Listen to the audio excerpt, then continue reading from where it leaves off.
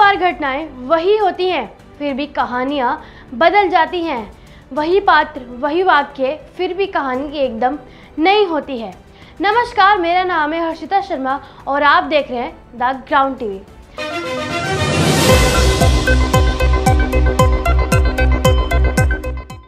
ये पहली कहानी उस लड़की की माँ की है जिसकी आप बीती मैं आपको बताने जा रही हूँ। साल 1971 घर से स्कूल के रास्ते में एक बार उसकी माँ के साथ ये वाक़या हुआ।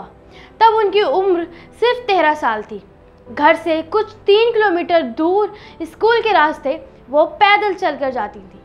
उस रास्ते में कई बार ऐसा हुआ कि सड़क किनारे खड़े किसी आदमी ने कोई अश्लील इशारा किया या कोई भद्दी टिप्पणी कर दी।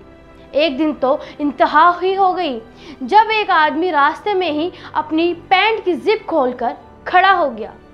वो वहाँ से भाग गई और इस घटना का जिक्र कभी किसी से नहीं किया। अपनी बड़ी होती बेटी को भी नहीं बताया, कभी सावधान करने के लिए भी नहीं। ऐसा उस लड़की के साथ भी हुआ जब वो कक्षा 3 में, 4 में, 5 में और 10वीं में थी और घर से स्कूल के रास्ता पैदल जाया करती थी। ऐसा कई बार हुआ कि सड़क ज्यों ही थोड़ी सुनसान हुई, रास्ते में कोई आदमी अचानक से अश्लील हरकतें करने लगा। वो बुरी तरह से डर गई। उसने भी अपनी माँ की तरह इस घटना का जिक्र कभी किसी से नहीं किया। सिर्फ अकेले उस घुटन को सहती रही, उस डर को महसूस करती रही। ये तो हुई पुरानी कहानियाँ। नई कहानी कुछ और है। घटनापात सब कुछ बिल्कुल वैसा ही है। एक बेशर्म आदमी है और एक वल्नरेबल लड़की है। फ़र्क सिर्फ इतना है कि इस कहानी में लड़की डरी हुई नहीं है, ना कमज़ोर है। वो अपने अधिकार जानती है, अपनी ताकत को पहचानती है। उसे समाज के शर्मिंदा किए जाने का, अपने चरित्र पर ही उंगली उठाए जाने का डर नहीं है। हाल ही में नॉर्थ दिल्ली के एक पीजी में रहने वाली लड़की एक शाम अपने कमरे की बालकनी में खड़ी थी। सामने सड़क पर एक आदमी खड़ा था। उसने लगातार गंदे इशारे कर रहा था, यहाँ तक कि उस आदमी ने उसके सामने मास्टरबेट करने की भी कोशिश की। वो लड़का ऐसा अक्सर करता था। लड़की डरी नहीं। एक दिन उसने उसका वीडियो बना लिया और दिल्ली महिला आयोग में शिकायत कर दी। महिला आयोग की अध्यक्ष स्वाति मालीवाल ने उसका वीडियो ट्विटर पर शेयर कर दिया। अब भरी दुनिया के सामने उस महान मर्द की महानता की झांकियां निकल रही हैं। ट्विटर पर पूरी दुनिया देख रही है। पहले की कहानी में लड़की डरती थी, अब डरने की बारी उस आदमी की है। अब वो वीडियो पुलिस के पास है और जल्द ही आदमी सलाखों के पीछे होगा। ऐसा ही वाक़या 2019 में मुंबई शहर का है। एक लड़की मुलुंड में अपने घर के पास बने एक एटीएम में रात को गई थी। पीछे पीछे एक आदमी भी उस एटीएम में घुस आया। लड़की ने उसे कनखियों से कुछ गंदे इशारे करता देखा, फिर उसने अश्लीलता हरकतें की। लड़की उस वक्त एटीएम में अकेली थी। उसने डरने की बजाय समझदारी और बुद्धिमानी से काम लिया। उसने अपना मोबाइल ऑन किया और उस आदमी का वीडियो बनाना शुरू कर दिया। खुद को रिकॉर्ड होता देख वो वहाँ से भाग गया, लेकिन भागकर भी जाता कहाँ, उसका चेहरा और उसकी हरकतें दोनों ही उस वीडियो में कैद हो चुकी थी। अगले ही दिन वो आदमी वीडियो के साथ पुलिस की हिरासत में था। मीडिया में भी बड़े पैमाने पर इस घटना की रिपोर्टिंग की गई। किसी अखबार ने उस आदमी का चेहरा नहीं छुपाया। सबने दिखाया कि वो कौन था और क्या हरकतें कर रहा था।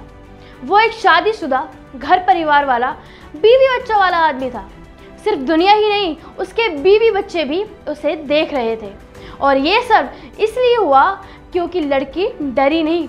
मर्द की गंदी हरकत पर वो शर्मिंदा नहीं हुई। उसने नहीं लगा डर कि दुनिया उसे ही बुरा समझेगी, उस पर ही ताने कसेगी, उसे ही कटघरे में खड़ा करेगी, उससे ही सवाल करेगी। उसने बिना शर्माए पूरी घटना को सोशल मीडिया पर बयान कर दिया। उसी पुरानी कहानी में अब सही और गलत का फैसला गलत तरीके से नहीं हुआ। लड़की सड़क पर निकलने से इसलिए नहीं डरी कि लड़का छेड़ सकता है। लड़के को डर इसलिए लगा कि अगर छेड़खानी की तो सलाखों के पीछे भी जाना पड़ सकता है। लड़की के हाथ में मोबाइल है, टेक्नोलॉजी है और मन में साहस है। अब दुनिया बदल रही है। तुम्हारा काम बदतमीजी कर रहा होगा, लेकिन लड़की का काम तुम्हारी बदतमीजी सहन कर कर चुप रहना नहीं है। लड़की का काम है घर से निकले, बाहर जाए, घूमे फिरे, जो जी में आए वो करे, और तुम्हारा काम है कि तुम हद में रहो और तमीज़ से व्यवहार करो। हालांकि ये चंद घटनाएं इस बात का प्रमाण नहीं है कि अब दुनिया सच में बदल रही है। अब भी पितृसत्ता के बनाए किले की दीवार बहुत मजबूत है, लेकिन उम्मीद की बात यह है कि उस किले पर अब चोट होनी शुरू हो गई है। 1, 2, 4 और 8 से मिलकर ही समूह बनता है। जब एक लड़की डरना छोड़कर बोलने के रास्ता चुनती है, तो वो अपने साथ जाने कितनी लड़कियों को डरना और सहना छोड़कर बोलने और कहने की प्रेरणा दे रही होती है। बात सिर्फ इतनी सी समझने की है कि उस गलती की सज़ा वो क्यों भुगते जो उसकी है ही नहीं। उस पाप की शर्मिंदगी उसके सिर पे क्यों आए जो उसकी है ही नहीं। गलती जिसकी, जिम्मेदारी भी उसकी, सज़ा भी उसकी। लड़की की जिम्मेदारी सिर्फ इतनी सी है कि वो अपने जीवन के प्रति जिम्मेदार है, अपनी खुशी, अपनी प्रगति, अपने साहस, अपनी ऊंचाइयों के लिए जिम्मेदार। और आप माने या ना माने, ये जिम्मेदारी वो खूब शिद्दत से निभा रही है। अब डरने की बारी लड़कों की है। या तो वो लड़कियों को छेड़ के जेल जाए या चुपचाप साइड से निकलते बने। ऐसे तमाम कहानियों और अपडेट्सों के लिए देखते रहिए द ग्राउंड टीवी। और वीडियो अच्छी लगी हो तो like, comment, share and subscribe करना ना भूलें।